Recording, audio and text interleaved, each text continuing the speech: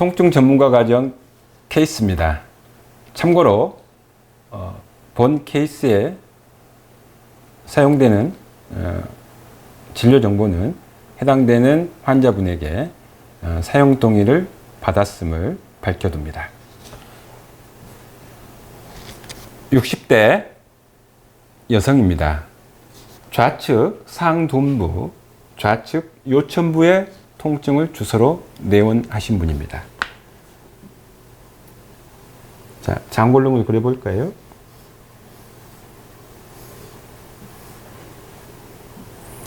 좌측 상둔부, 좌측 상둔부와 좌측 요천부, 이 부위가 아프다고 호소하신 분입니다. 일상적으로 늘 통증이 있고 잘 때도 항상 은근히 아프다고 합니다. 환자는 7년 전 손주를 씻기다가 계단에 넘어지면서 이 부위, 지금 환자가 주소로 하고 있는 부위를 찧었고 그 부위가 지금 아프다라고 호소하고 계시는 겁니다. 병력을 살펴보면 3년 전부터 통증이 시작한 겁니다. 3년 전 엉덩이를 찍은 건 7년 전이었죠. 통증이 시작한 건 3년 전부터입니다. 당시에는 많이 걷고 활동을 많이 할 때만 통증이 발생했지만 시간이 지나면서 점점 통증의 강도가 증가했고 저희 한의원에 저를 만나러 오기 1년 전에 서울에 있는 모 병원을 방문해서 MRI 촬영을 했고 요추 4, 5번의 디스크로 진단받았으며 신경성형술을 받았습니다. 그러나 신경성형술을 받고 통증의 호전이 전무하였고 아무런 변화가 없었고 이에 해당 병원에서 다시 하부 척추 부위 및 상둔부에 주사 치료를 주 1회씩 6회 실시 시술 받았습니다. 주사를 맞으면 하루는 통증이 10의 3으로 감소하고 다음날 다시 통증이 원상태되는 과정을 6회 반복하신 겁니다. 여기서 말한 10이란 통증에 일반적으로 사용하는 통증의 척도 바스를 이야기하는 게 아니고 어떠한 통증이 정도, 빈도, 지속 시간을 기준으로 병원에 내원했을 때 당시의 통증을 10이라고 치고 완전히 다 나아서 증상이 없는 것을 0이라고 보는 겁니다. 그러니까 이분은 주사 치료를 하고 하부 척추 부위, 상둔부 부위에 주사 치료를 하고 내원할 때 통증 10이 3으로 준 겁니다. 그러나 다음날 다시 처음 병원에 내원을 했을 때하고 똑같은 정도, 빈도, 지속 시간에 통증이 발생한 거지요.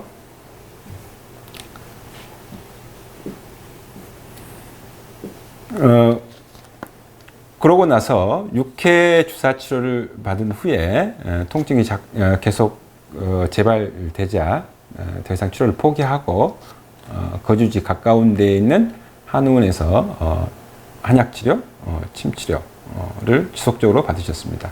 여기서도 마찬가지로 치료받은 날은 편안하고 잘 잤는데 다음 날은 다시 통증이 10의 10으로 백되는 상황이 계속 반복되었습니다. 그래서 본원에서 협착증 치료를 받은 아주 친한 절친의 권유로 내원하게 되신 겁니다.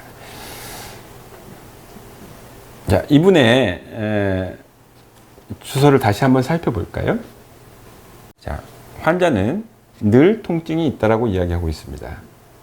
어떠한 통증이 증감이 없고 움직임에도 증감이 없으면서 그것이 시간이 지나면서 점점 심해진다 그러면 레드 플러그 사인이죠. 그거는 공간 점유형 병변일 수 있고 예를 들면 종양이라든가 또는 다른 내과적인 요인 때문에 내과적인 요인이 원인일 가능성이 많지요. 그러나 본 환자는 활동이 많아지면 확실히 아파진다라고 이야기를 하고 있으며 자기가 아픈 부위를 딱 짚을 수 있습니다. 즉, that's it 사인이죠. 바로 거기요. 바로 거기요. 라는 이 사인을 정확히 말하고 표현하고 있는 겁니다. 그리고 실제로 타각적으로 당처를 환자가 아프다는 부위를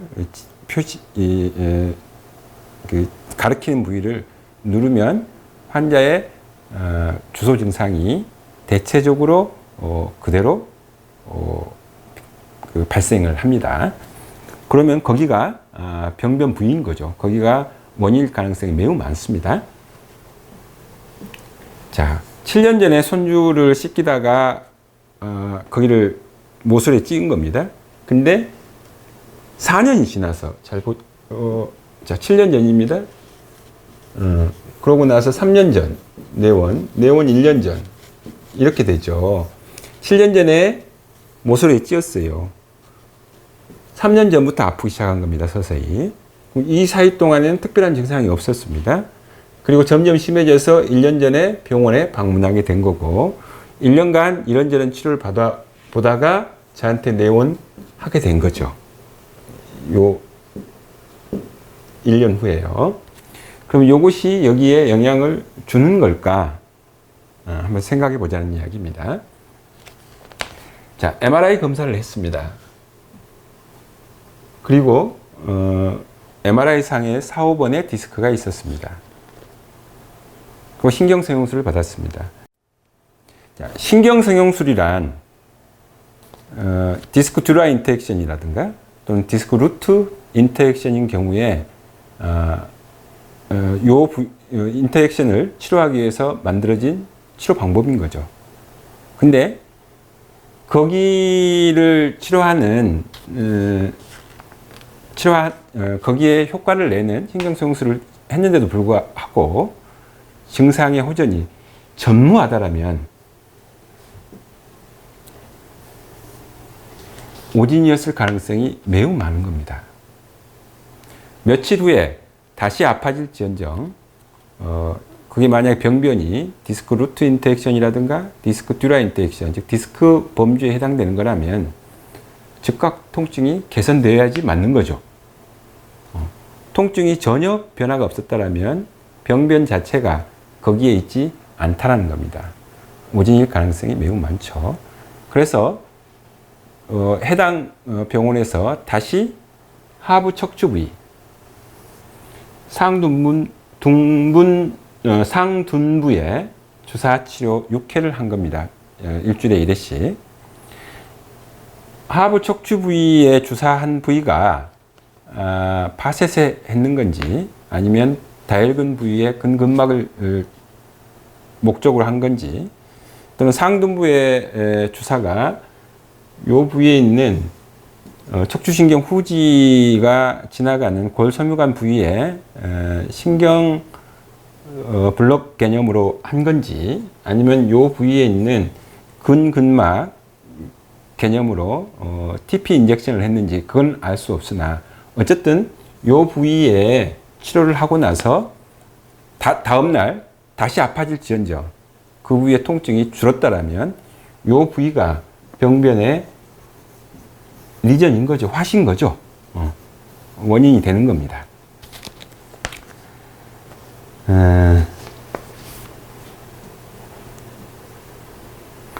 이러한 우리가 병력에 꼭 치료력, 어떤 치료를 받았는지, 그 다음에 그 치료를 받고 나서 치료 결과가 어땠는지를 아는 거는 우리가 그 치료를 다시 하지 않아도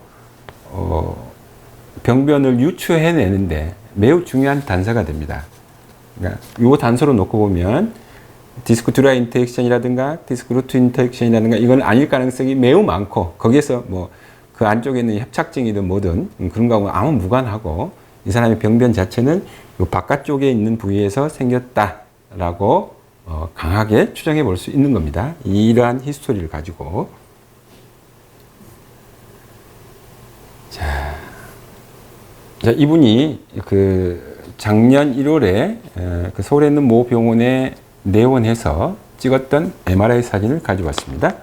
MRI를 한번 같이 한번 봐볼까요? 자, 요축 5번, 4번, 3번입니다.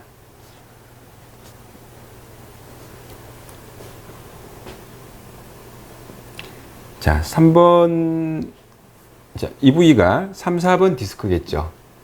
L, 3, 4의 사이에 있는 디스크인 겁니다. 그러면 이거를 보통 L3 디스크라고 말을 하죠.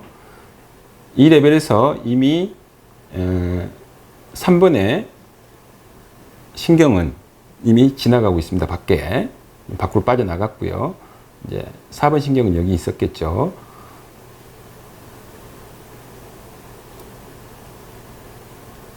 디스크 벌징으로 압박을 많이 받고 있는 게 보입니다. 그러나 신경을 누르거나 그런 건 보이지 않습니다. 다음 레벨을 보겠습니다.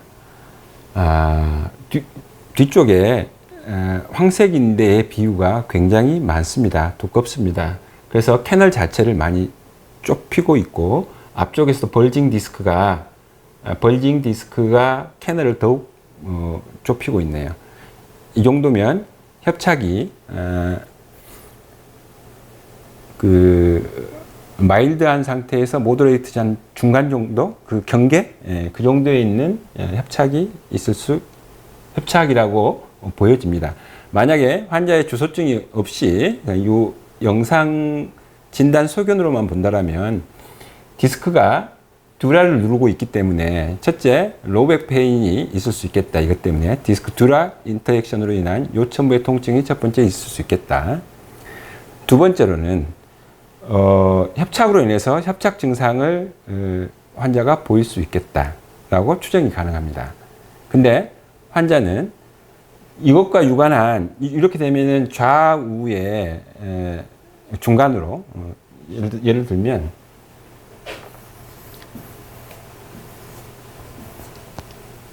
통증이 어느 한 일측이 아니라 좌우로 있는 것이 일반적입니다. 만약 디스크 듀라 인터액션이라면. 근데 이분은 이런 증상이 없고 요 부위에만 있었습니다. 그러니까 여기에 있는 벌징 소견과 환자의 임상 양상은 전혀 매칭이 되지 않습니다. 그러므로 배제입니다. 의미 없습니다. 두 번째, 협착이 보입니다. 그러나 환자는 협착의 임상 증상을 하나도 이야기하지 않고 있습니다. 그러므로 이 협착도 의미가 없는 겁니다. 자, 이분은 4, 5번 디스크라고 진단을 받아왔기 때문에 4, 5번을 다시 한번 봐볼 수 있도록 하겠습니다. 자, 4, 5번입니다. 자, 요축 4번과 5번입니다. 그러면 얘는 4번 디스크라고 보통 이야기하죠. 4번 디스크 레벨에서는 이미 4번 신경은 이미 빠져나가고 5번 신경이 여기서 스타트하고 있겠죠. 눌리는 게 보이지 않습니다. 물론 벌징이 보입니다. 그러나 이 환자는 벌징 소견이 임상에서 보이지 않아요. 벌징으로 인한 로우백 페인이 보이지 않습니다. 다음 레벨 볼까요? 다음 레벨에 자, 이게 라이트고 우측이고 좌측입니다. 환자는 좌측의 증상을 호소하고 있죠. 이쪽에 있는 건데 이쪽에 신경이 눌리는 게 보이지 않습니다. 루트가 눌리는 게 보이지 않습니다. 여기 우측에 있는 거는 아마도 디스크의 섬유륜이 티어되면서 찢어지면서 생기는 아마 흔적이지 않나라고 보여지고 리세스 공간에서 루트가 눌렸다라는 소견은 보이지 않습니다.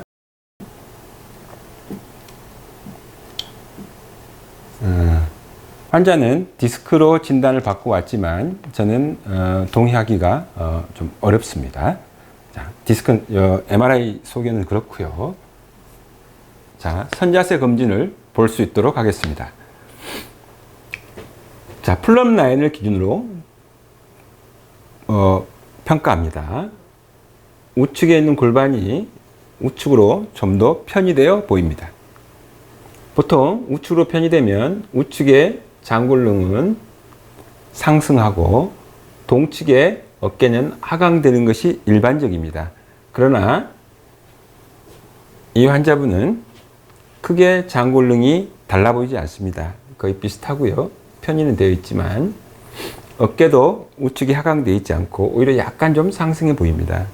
이 부위는 이 부위대로 문제가 있어 보이고요. 지금 환자가 호소하는 부분은 이 연절에 있는 거니까 요것만 놓고 본다라면 일단 골반은 우측으로 편의되어 있고 발을 보면 발이 크게 좌우가 달라 보이지 않습니다. 크게 문제 없어 보이고요. 엎드려 봤습니다. 차이가 확연히 보이는 게 보여질까요? 자, 우측이 정상입니다. 좌측이죠. 좌측이 고관절의 내회전이 매우 부족합니다. 이게 W 같다고 그래서 보통 W 검사라고 하는데 W가 잘 안 되고 있는 겁니다. 이 말은 이쪽에 있는 고관절의 외회전근이 과도하게 단축되어 있다라고 이해할 수 있는 겁니다. 자, 환자분이 아픈 부위가 이 영역인데 이 영역에서 가장 많이 아플 수 있는 게 첫 번째 PMID 증상 때문에 아플 수가 있습니다. 두 번째로는 척추신경 후지가 장골릉 상단 골섬유관을 지나가면서 생기는 포착 증후군으로 생길 수가 있습니다. 세 번째로는 고관절 외회전근, 부착부든 아니면 근복이든 아니면 이쪽에 있는 천골에 부착부든 대퇴골에 붙는 부착부든 아니면 이쪽에 있는 보자의 문제이든 간에 근육의 단축 이완 때문에 생길 수 있습니다. 즉 근막성일 가능성이 많죠. 자, 이 환자는 고관절 이쪽이 W가 안 되는 걸로 봤을 때 근근막성 통증이 있을 가능성이 있습니다. 즉, 이 사람의 병변에 화시 하나가 생긴 거죠. 이럴 가능성이 많이 있는 거죠. 자, 다른 하나 PMID하고 포착 증후군에 대해서 잠깐 알아볼까요?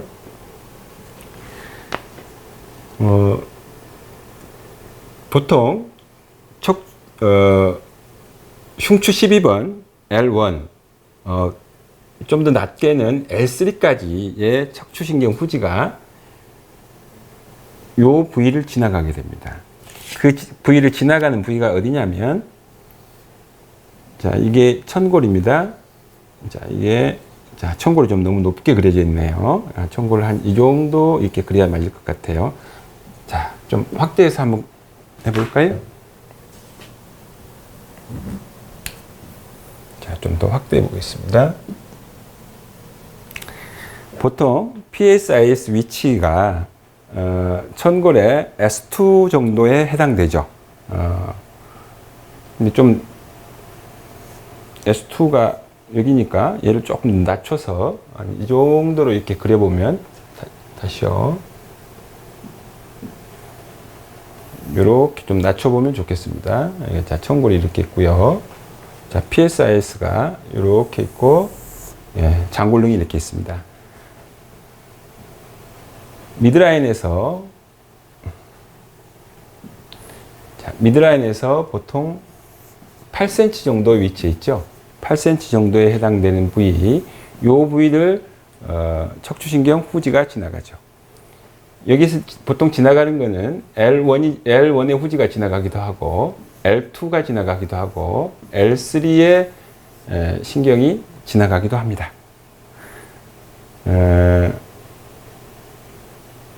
이게 어떤 놈이 지나간지를 알 수는 사실은 없죠. 우리가 이학적 검사라든가 이걸로. 그러나 또 다른 방법이 하나 있기는 하죠. 척추를 팔페이션 해보면 알 수가 있습니다. 그 부분은 동영상 강좌에 자세히 나와 있습니다.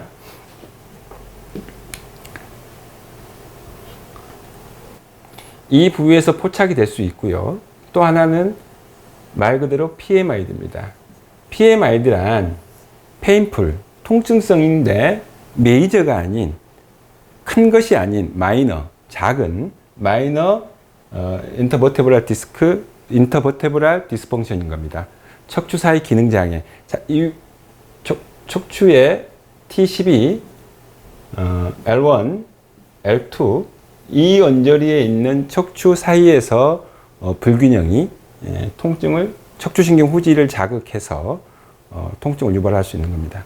그러니까 여기에 있는 포착 증후군이든 여기에 있는 척추에서 발생한 PMI든 둘 다 척추신경 후지 자극 증후군이라고 말할 수 있는 겁니다. 이걸 확인할 수 있는 방법은 이 부위를 핀치를 해보면 됩니다. 왜냐하면 얘네들은 피부 감각지이기 때문입니다. 피부 감각지가 자극을 받으면 피부가 예민해지게 됩니다. 이거를 확인하는 방법은 핀치를 해보면 되는 거죠. 이 환자의 좌측 둔부와 우측 둔부를 비교해 봤습니다. 똑같이 핀치를 해봅니다. 우측에 비해서 좌측이 확연한 통증을 호소합니다. 자, 그러면 요 부위의 척추신경 후지가 확실히 자극받고 있다라고 의심할 수가 있습니다. 그것이 요 부위에 있는 포착 부위에서 생겼든 아니면 척추에 있는 언저리에서 생겼든 그건 찾아보면 되는 겁니다. 보통 두 개 다 있는 경우가 많습니다. 이 환자분은 계단에다 7년 전에 넘어졌다고 하잖아요. 그 부위가 딱 이 부위입니다. 자기는 여기 있는 골섬유관 부위를 딱 짚습니다. 거기 아프다.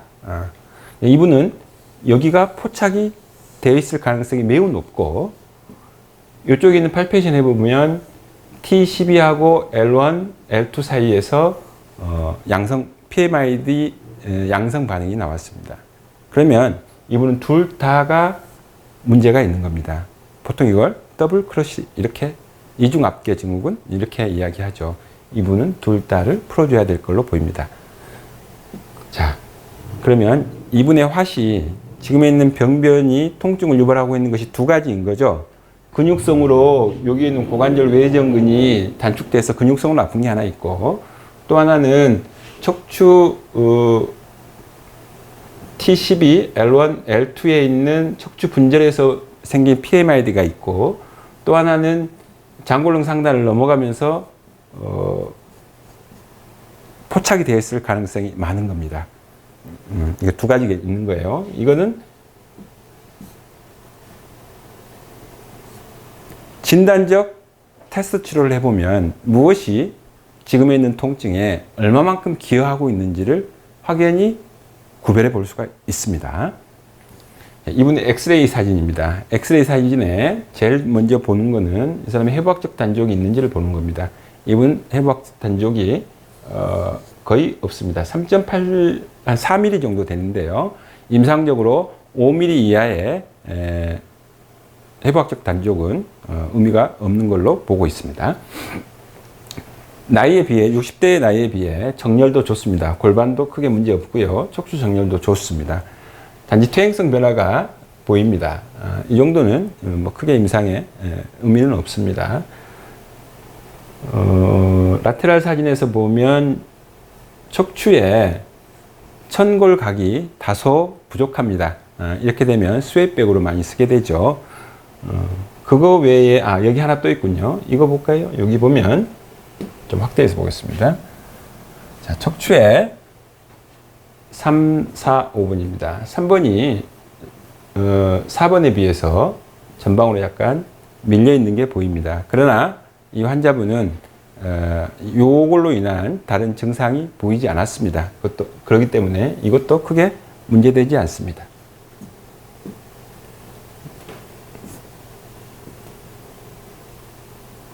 자, 그래서 진단적 테스트 치료를 해보는 겁니다. 척추신경 후지 자극 증후군을 치료할 때 순서가 있는데 먼저 척추 부위를 먼저 치료합니다. PMID를 먼저 치료하고 이후에 반응을 보아가면서 포착 부위를 치료하는 것이 일반적입니다. 그런데 이분은 제가 이걸 먼저 했습니다. 왜냐하면 여기에 있는 포착이 있을 가능성이 매우 많기 때문에 이걸 먼저 한 겁니다. 그래서 이 부위에 진단적 테스트 치료를 먼저 해본 겁니다. 제가 진단적 테스트 치료라고 이야기를 하는 것은 이 치료를 통해서 내가 지금 치료하고 있는 부위가 현재 환자의 주소증에, 환자의 통증에 얼마나 기여하고 있는지를 치료 후에 정확하게 알 수가 있습니다.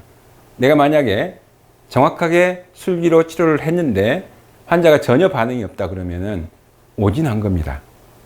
그러나 내가 이 치료를 통해서 환자가 적정한 정도 감소했다 그러면 그만큼 이 부위가 관여하고 있는 겁니다. 만약에 우리가 원하는 만큼의 통증의 감소가 없다라면 기여 요인이, 즉 여기에 있는 통증을 유발하는 요인이 지금 치료하는 부위 말고 다른 것이 더욱더 많이 있다는 것을 의미하는 것입니다. 그래서 진단적 테스트 치료는 매우 중요하고 이후에 치료 스케줄 짜고 치료를 예측할 수 있는 가장 중요한 지표가 됩니다. 그래서 몬바로에서는 이 진단적 테스트 치료, 첫 치료를 매우 중시합니다. 그래서 좌측 장골릉 상단 골섬유관 부위를 치료를 했습니다. 포착된 부위를. 그리고 다시 확인합니다. 바로 확인합니다. 핀치료를 해봤습니다. 환자 유의하게 감소했다고 사인을 보냅니다. 자, 그럼 두 번째로 좌측 TL 부위에 파셋의 치료를 하고 이 부위를 스러스트를 했습니다. 교정을 했습니다. 그리고 다시 핀치료를 해봅니다. 환자가 조금 전에 좋아졌는데 다시 이 치료를 하고 더욱 좋아졌다라고 이야기합니다. 즉 무슨 말이냐면 이 두 부위가 모두 환자의 현재 있는 주소 증상에 각각 기여하고 있는 겁니다. 그리고 자, 이거는 자 핀치료를 해서 검사한 거죠. 후지 피부지를 검사한 겁니다.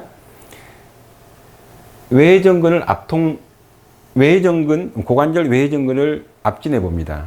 통증을 제가 좀 아까 처음에 말씀을 안 드렸는데 이것 제가 고관절 W 안 되는 걸 확인하고 당처 압진을 해서 통증의 정도를 확인한 겁니다. 그리고 그 정도하고 비교했을 때 요게 똑같습니다. 즉 무슨 말이냐면 이 환자의 화시 두 개죠. 통증의 유발 원인이 두 개인데 척추신경 후지, 피부지에 포착도 있고 고관절 외전근의 근근막성 통증도 있었습니다. 요 두 가지 치료는 요 부위만 치료한 거죠. 요 치료는 아직 하지 않은 겁니다. 즉 요 두 가지 치료하고 유의하게 통증이 줄었는데 고관절 외전근을 다시 압진했을 때 통증은 동일했습니다. 그 말은 뭔가요? 얘는 별개의 것으로 존재한다는 겁니다. 그러니까 우리가 아까쯤에 화술 두 가지로 보는 것이 맞았죠. 그러면 이 두 번째 것을 이제 테스트 치료를 다시 해봐야겠죠. 그러기 전에 환자한테 꼭 해봐야 될 것은 지금은 계속 누워 있었던 거잖아요. 일어나서 활동하면서 평상시와 비교해 보도록 하는 겁니다. 환자에게 움직여서 다시 비교해 보게 했습니다. 얼마 정도 좋아졌나요? 처음에 오실 때에 비해서 환자는 50% 정도 좋아졌다고 합니다. 그러면 이렇게 표시되는 거죠. 10에 5. 나머지 5가 남은 겁니다. 그 5가 고관절 외전근의 근근막성 통증일 가능성이 많죠.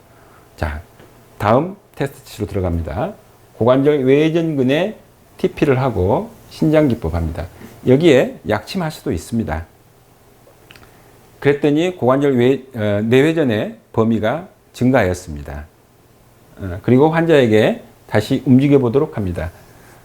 환자는 아까 10에 5 정도 좋아졌다고 했는데 지금은 2 남은 거죠. 10에 2가 되는 겁니다. 자, 그러면 여기서 말하는 3 정도가 고관절 외전근의 근근막성 통증이 차지하는 부위, 범위, 이 정도로 생각하면 될 것 같습니다. 자, 그러면 우리가 생각했던 통증의 화시 두 가지였는데 둘 다 유의미한 겁니다. 그러면 그렇게 치료 계획을 짜면 되겠죠. 그래서 이제 환자한테 치료하고 나서 좀 어떠세요? 아까보다 훨씬 한결 편해지셨어요? 라고 이제 제가 여쭤봤어요. 10에 아픈 곳이 열이었는데 치료하고 나서 이제 둘 남았으니까 뭐 기뻐할 만도 하죠. 근데 환자는 뭐라고 이야기하냐면 아주 까칠하게 다른 곳에서도 이 정도는 치료해도 이 정도는 치료돼요. 치료할 때는 좋은데 하루를 못 간다니까 이렇게 이야기를 하는 겁니다. 그럴만하죠. 자, 그러면 여기서 포기하면 절대 안 됩니다. 환자를 나무라거나 그런 게 아니고 이유가 있는 겁니다. 왜 자고 나면 통증이 다시 아파질까요? 밤 사이 동안 다시 통증이 유발되게 되는 사건이 생기는 거죠. 아마 수면 자세 때문이었을 가능성이 매우 많습니다. 자, 특히 고관절의 외전근의 단축 혹은 이완이 있으신 분들이 치과위로 누워 잔다든가 그러면 한쪽에서 눌린다든가 다른 쪽에서는 과도하게 이완되면서 통증이 다시 재발하는 경우가 매우 흔합니다. 그래서 이런 분들은 꼭 수면 자세에 대한 티칭을 해 줘야 하는 거죠. 근데 이분은 한 번도 어디에서 수면 자세에 대한 티칭을 받아본 적이 없는 겁니다. 그래서 이분은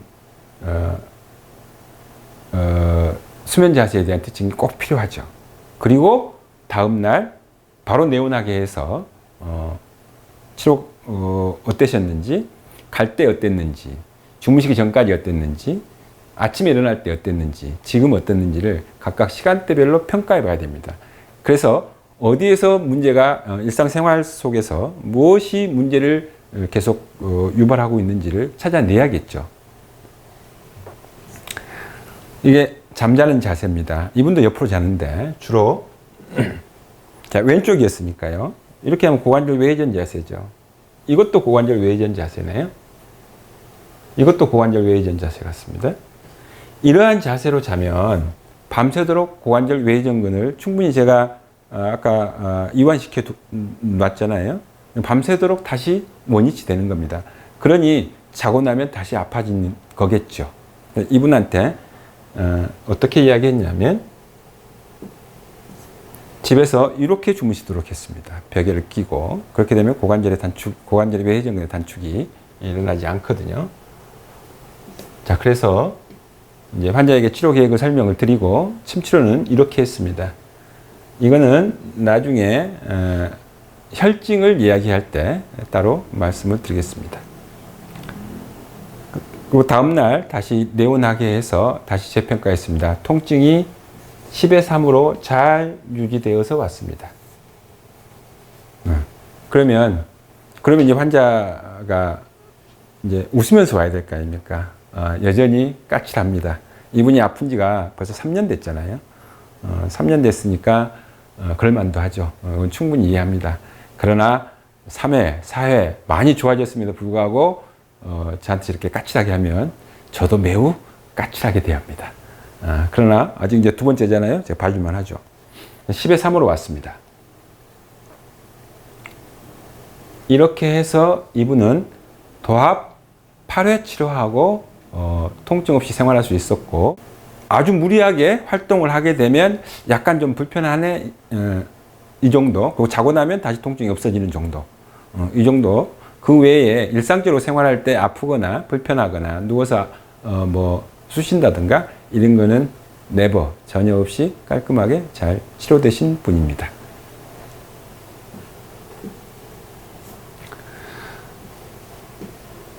본 케이스 내용은 온라인 코스, 그리고 통증치료 전문가 코스에서 진행되는 여러 교육 내용 중에 일부입니다.